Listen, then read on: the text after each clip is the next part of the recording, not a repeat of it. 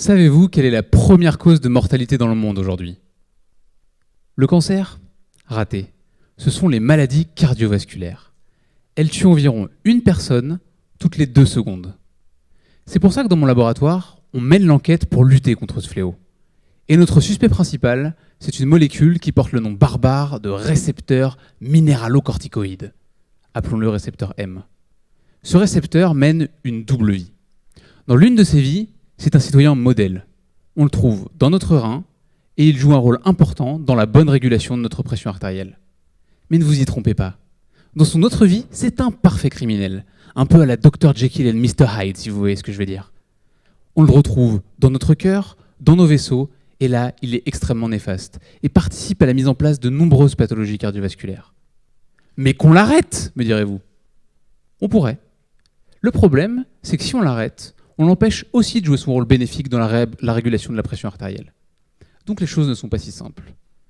Et là, je sens un désarroi profond qui s'installe en vous. Mais pas de panique. Nous, les chercheurs, on n'a pas dit notre dernier mot. Si on ne peut pas s'attaquer aux criminels, pourquoi on ne s'attaquerait pas à ses complices? Et vous le gardez pour vous, mais on est sur une piste.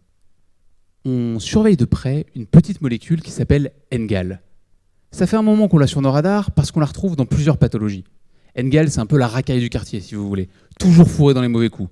Et bizarrement, lorsque le récepteur M joue son rôle néfaste, NGAL n'est jamais bien loin. On est sûr que c'est de la sonde mèche. Le problème, c'est qu'on ne connaît pas leur mode opératoire. Et c'est justement ça le but de ma thèse. Comprendre comment NGAL assiste le récepteur M dans la mise en place des maladies cardiovasculaires.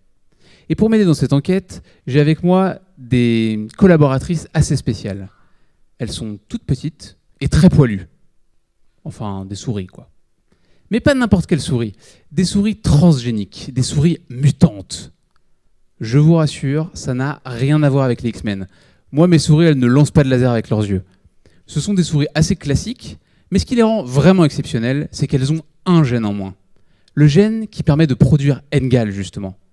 Ce qui veut dire que ces souris n'ont NGAL nulle part dans leur organisme, pas dans la moindre de leurs cellules. Et donc, chez ces souris, le récepteur M se retrouve privé de son complice. Et ce qui m'intéresse, moi, c'est de savoir si ça l'empêche de nuire. Savoir si ces souris transgéniques sont protégées contre les effets néfastes du récepteur M.